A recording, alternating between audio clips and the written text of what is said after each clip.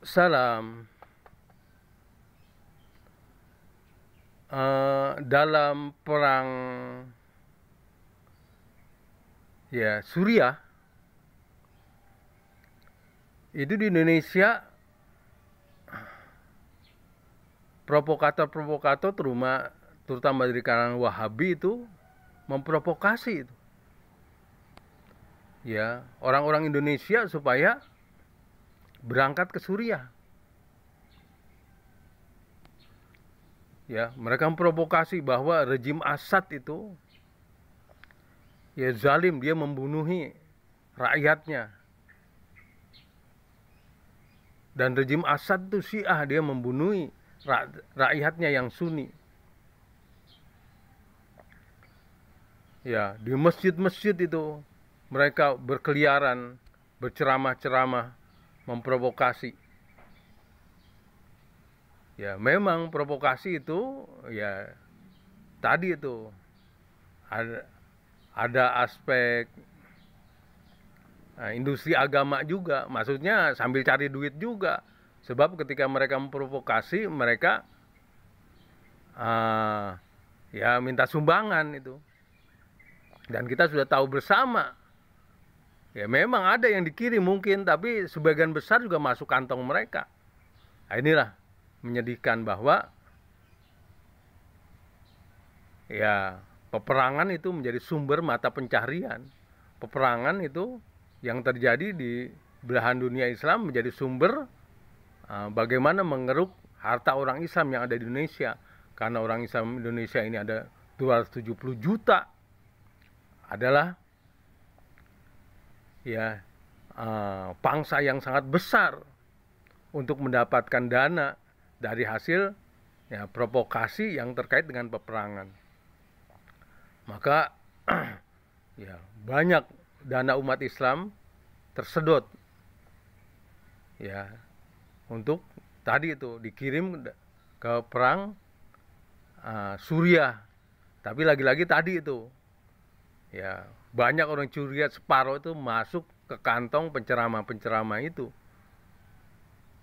Masuk mereka-mereka yang memprovokasi itu, panitia-panitia yang memprovokasi itu, Wahabi-Wahabi itu. Nah, saudara, termasuk Ustadz Abdul Somad itu, dalam jejak digitalnya kita bisa lihat di Hidayatullah itu,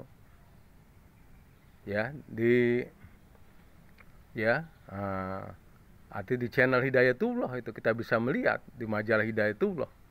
Jejak digitalnya ada, termasuk pihak yang memprovokasi, yang menyebabkan ribuan orang berangkat ke Suriah. Jadi Ustadz Abdul Somad seharusnya bertanggung jawab terhadap tewasnya orang-orang Islam Indonesia yang berangkat ke Suriah, yang cuma nganter nyawa, dan itu jumlahnya ribuan, karena diprovokasi bahwa rejim Assad itu jahat, membunuh rakyatnya yang Muslim. Rejim Assad itu Syiah, membunuh rakyatnya yang Sunni. Sehingga berangkat orang Indonesia ke Suriah, sampai sana cuma nganter nyawa.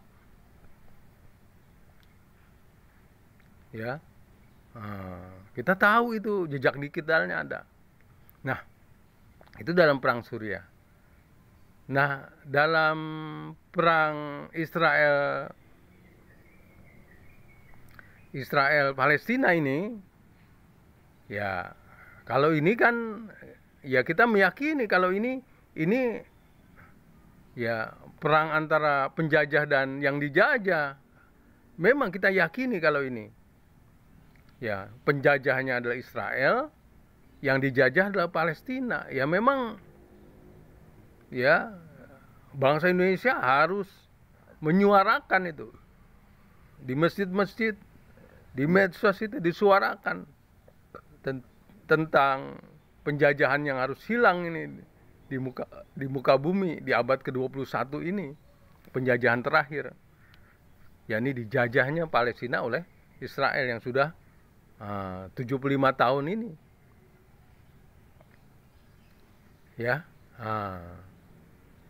Kita senang di medsos, memang di masjid-masjid ada ceramah-ceramah yang memang mengingatkan tentang Palestina.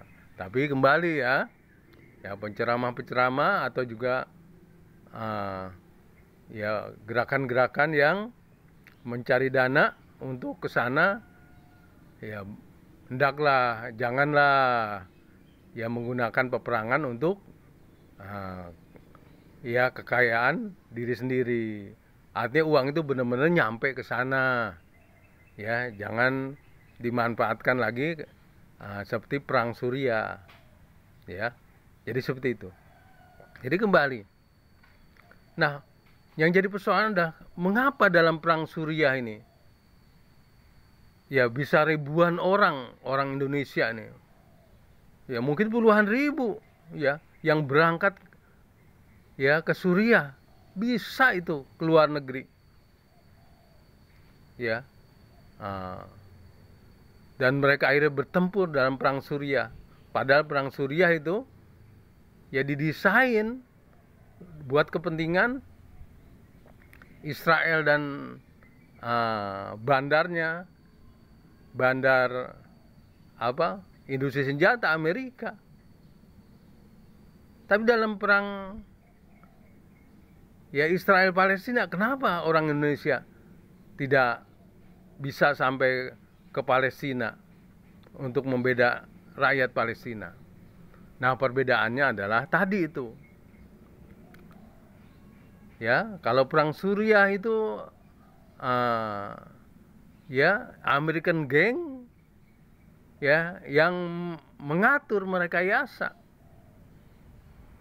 Ya, bagaimana orang-orang Indonesia ya berangkat ya biasanya langsung nyampe ke Turki dulu.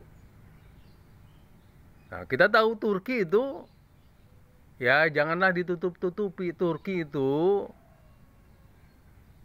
masih kategori American Gang. Apa buktinya? Dia ya masih jadi anggota NATO, sehingga ada basis militer Amerika di Turki. Nah, Turki juga ya masih membuka hubungan diplomatik dengan Israel. Ya, maka jangan heran tadi itu dalam perang Suriah, karena dia termasuk American Gang, ya menjadi basis ya orang-orang Indonesia sebelum ke Suriah itu dari Turki dulu. Dari Turki itulah dikirim ke Suriah. Dan ini tentu saja tangan-tangan American Gang berperan besar, sehingga ya perang Suriah ini terjadi. Bahkan ada satu masa separuh Suriah itu dikuasai oleh ISIS itu. Ya, dan ISIS ya made in of Amerika. Tapi lagi-lagi tadi itu ya karena bukan murni dan itu rekayasa ciptaan, ISIS cuma bertahan 3 tahun saja, 2014 sampai 2017, ya.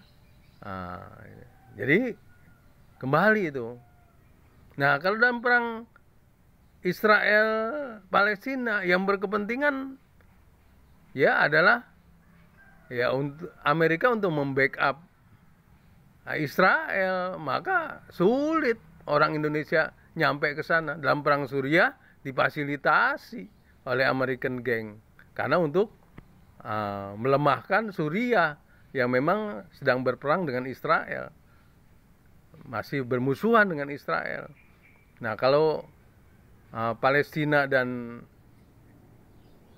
Israel ya pasti American Gang itu menghalang-halangi. Tapi kita lihat, walaupun tidak ada orang Indonesia yang berangkat ke sana yang mau bertemu secara militer, tapi kita lihat ya Suriah, Lebanon, bahkan Yaman, Irak dan Iran ini dan Iran sudah membidik Israel. Ya, rudal-rudal dari negara-negara ini pun sudah sampai menghajar Israel. Bahkan ratusan ribu rudal itu sudah diarahkan ke Israel oleh Iran. Dan inilah yang kita harapkan menjadi akhir dari penjajahan Israel terhadap Palestina. Penjajahan yang sudah berlangsung selama 75 tahun. Salam.